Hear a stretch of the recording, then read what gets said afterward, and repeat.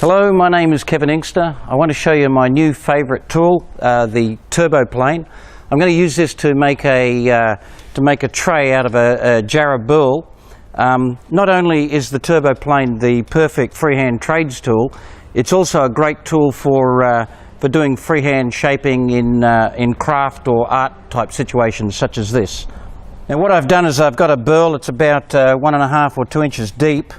I'm going to draw in a rough area that I'm going to make the tray, and I've got a drill where I've set the depth of the drill so that there's about 1 centimetre from the bottom, and I'll drill a series of holes, and they'll act as a depth gauge so that I'll know when I've reached the bottom of my tray.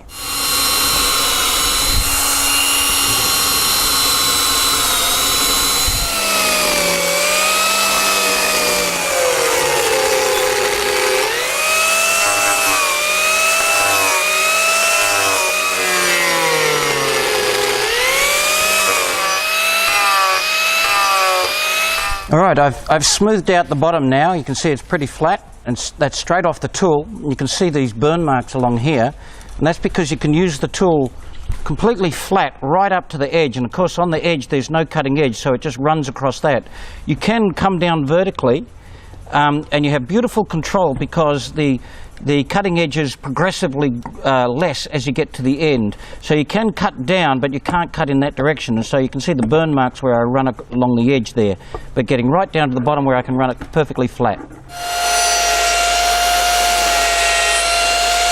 Now you can see I can use the tool completely vertical, running on the bottom of the tray, because this edge of the blade does not cut. So you can see the burn marks on there where I run on it, and then I can lean it over to the side and trim the sides while I go without damaging the bottom. Of course you've got a burn mark, but that can sand out afterwards. Now I've finished doing the inside of the tray. You can see I was able to get very flat right on the bottom there, fairly steep edges, and now I'm going to trim the outside around.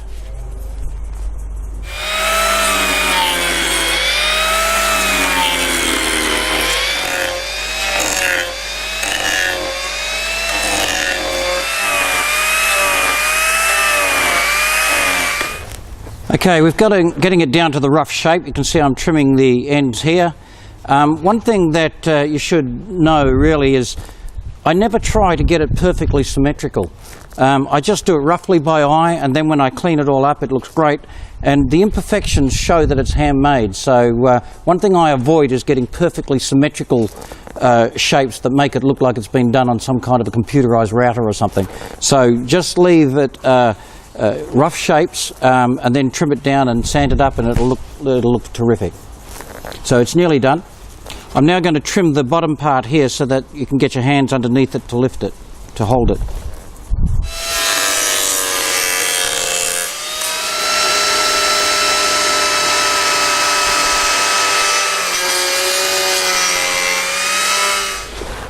I'm now going to finish off the shaping using a mini grinder with a sanding disc.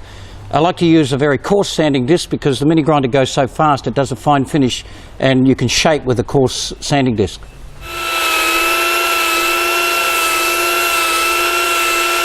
So here's the final tray. There's still a little bit more sanding to do, and then I'll probably put some oil on it, and that'll be the finished piece.